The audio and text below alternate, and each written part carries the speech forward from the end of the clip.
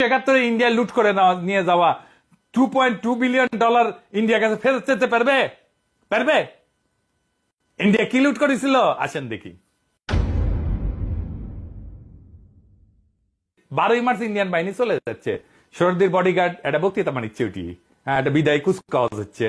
হ্যাঁ, 12 থেকে 15 মার্চের মধ্যে ওরা সব চলে যায় আর কি। তো এই শুভেচ্ছা বাণীতে শরদির বডিগার্ড ওই ইন্ডিয়ান সেনাবাহিনীকে উদ্দেশ্য করে কইতেছে, আমাদের মহাসংকটের সময় আপনাদের প্রসারিত সাহায্যকে আমরা সর্বদা গভীর কৃতজ্ঞতার সাথে স্মরণ করব।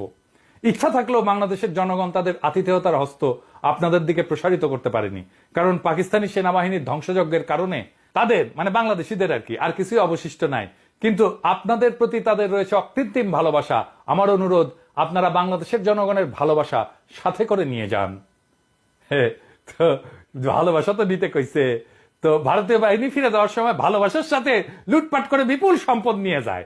কিছু শিখ অফিসার তাদের অধীনস্থ সেনারা যশোর, কুমিল্লা, ঢাকা, চট্টগ্রাম ক্যান্টনমেন্ট এবং খুলনার শিল্পাঞ্চলে লুটপাট শুরু করে। সেই সময় ভারতীয় বাহিনী সদ্য স্বাধীন দেশেদের সর্বব্যাপী নজিরবিহীন লুটপাট চালায়, তা বিদেশিদেরকেও বিহ্বল করে। গার্ডিয়ানের রিপোর্টে বলা হয়, মিল ফ্যাক্টরির মেশিনারি পর্যন্ত চুরি করে নিয়ে যায় ভারতীয় সেনারা। পাকিস্তানি বাহিনী ফেলে যাওয়া অস্ত্র ছাড়াও খাদ্যশস্য, পাট, সুতা, যানবাহন, এমনকি সমুদ্রগামী জাহাজের যন্ত্রাংশ পর্যন্ত লুট করে দেয়। এই লুটের সম্পদের পরিমাণ ছিল সব মিলায় সেই সময় হিসাবে $2.2 বিলিয়ন। পাকিস্তানি বাহিনী তো আত্মসমর্পণ করলো।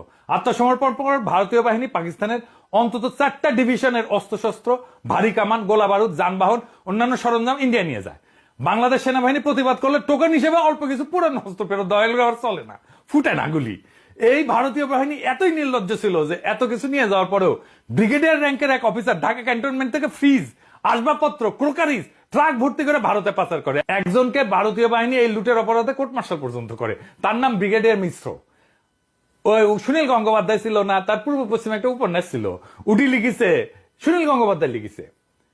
ঢাকায় এত সব বিদেশি জিনিস পাওয়া যায়, এসব তো আগে দেখেনি ভারতীয়রা। রেফ্রিজারেটর, টিভি, 2-in-1, কার্পেট, টিনের খাবার, এইসব ভর্তি হতে লাগলো ভারতীয় সৈন্যদের ট্রাকে। এবং এই যে পাকিস্তানি বাহিনী পরিত্যক্ত কয়েক হাজার সামরিক, বেসামরিক যান, অস্ত্র, গোলা বারুদ সহ অনেক মূল্যবান জিনিস, এমনকি প্রাইভেট কার পর্যন্ত সীমান্তর উপরে পাঠিয়ে দেওয়া হয়। এই লুণ্ঠন এত বেপরোয়া নির্লজ্জ ছিল যে বাথরুমের আয়না, ফিটিংস সে লুণ্ঠন থেকে রেহাই পায়নি। 9ম সেক্টরের অধিনায়ক মেজর জলিল তখন খুলনায়, ওই খুলনা দিয়ে নিয়ে যাচ্ছিল সবকিছু। তিনি প্রাইভেট কার এবং যা যা পাইছেন রিকুইজিশন করে সার্কিট হাউসে রাখছেন মুক্তিযোদ্ধাদের তত্ত্বাবধানে। কিছু সম্পদ রক্ষার চেষ্টা করছেন। এইভাবেই ভারতীয় বাহিনীর লুটপাটের বিরুদ্ধে বীর সেক্টর কমান্ডার জনগণকে সাথে নিয়ে সক্রিয় প্রতিরোধ গড়ে তুলছিলেন।